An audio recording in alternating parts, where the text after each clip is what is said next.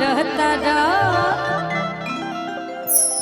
अरे टुक टुक ऐसे काहे एक एक बार गाओ बच्चे तो पहले गा लो एक बार रोकी ना कि देखो तनी मीठी मीठी मुस्की तुम्हारा तारा जियो शेर अटुक टुक ऐसे काहे निहार तारा कथी चल तोरा मन में सवरिया रघु अरे हटे हटावाले में हटे नजरिया हो हटे हटावाले में हटे नजरिया हो जन्मा रे जान हो मधुन कलर जन्मा रे जान हो मधुन कलर सड़िया मन करे कसली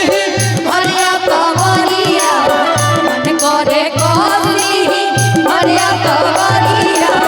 जन्मा रे जान हो मधुन कलर सड़िया जन्मा रे जान हो मधुन कलर सड़िया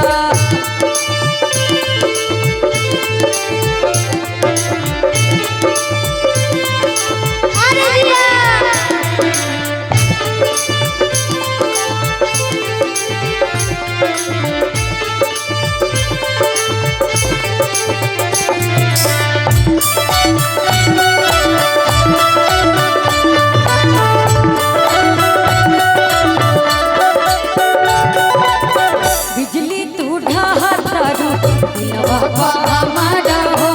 अपन डोलाई के कमारिया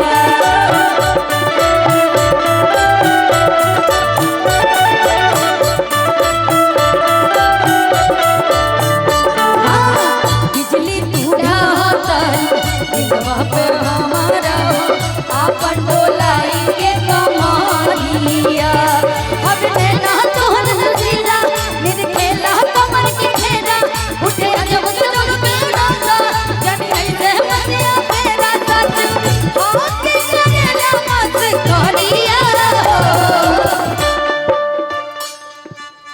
हटे हटावले ना अपना लाइन गाओ पहले से याद करो इसको लागल बा भोल पिंगो लहर झलरिया लागल बा भोल चिका लहरे झलरिया जन्मा रे जान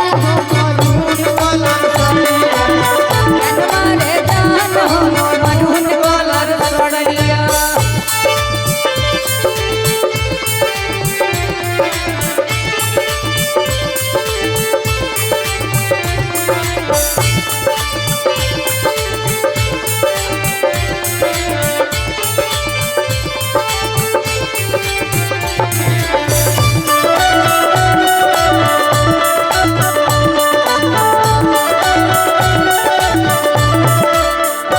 आपको आपकी लाइन याद है